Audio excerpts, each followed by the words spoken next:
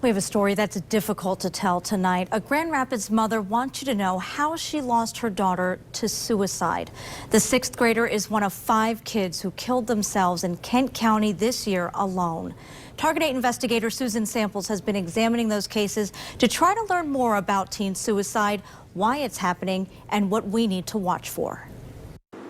They came from all corners, different lives, the same devastating end. A 16-year-old boy from a small town in northern Kent County, a 15-year-old boy from an exclusive upscale neighborhood near Rockford, a 14-year-old boy from Wyoming, and on Grand Rapids' west side. I just wanted to be brought more out into the open. Shanda Millering's 12-year-old daughter, Merari Franklin. When she first went, I couldn't even stay in my house the first month. The whole month I stayed down at my sister's house every night. I'd smell her. I just couldn't deal with it.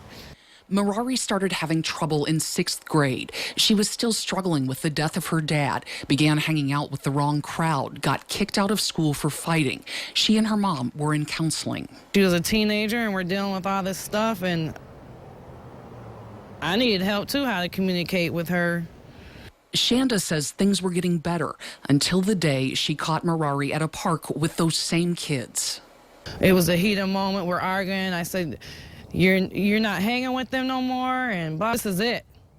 And she was upset about that, and there was a lot of emotions in the air, angry, and I left out. Millering went for a walk to give them both a chance to cool off. Came home and, yeah, found her. So Millering thinks Merari wanted her to catch her in the act, assumed mom wouldn't leave her alone for long. She never did. But like I said, in her mind, she knows every time I come back in the room. She knows that, and I know that. This one time.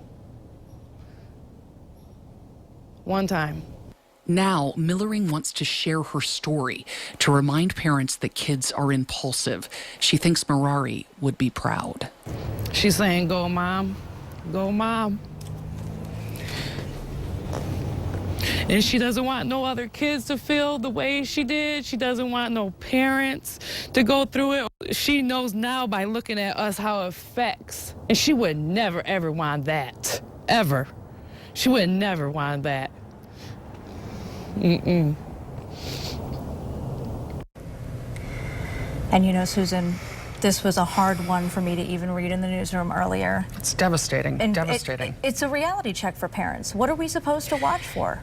The experts say if you think something is seriously wrong, if your child is struggling emotionally, don't be afraid to ask the question, have you felt like you wanted to hurt yourself? A pediatric psychologist I talked to today told me that it is a myth that talking to your child about suicide might actually cause it or lead to it. He says you have to ask about it straight out. If your child says they've thought about hurting themselves in any way, even fleetingly, or even if they say, no, I would never actually do it, get professional help right away.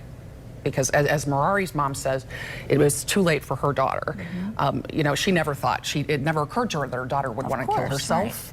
And so now it's too late. She doesn't want that to happen to other parents. That's unbelievable. Such important information to know. Talk about it.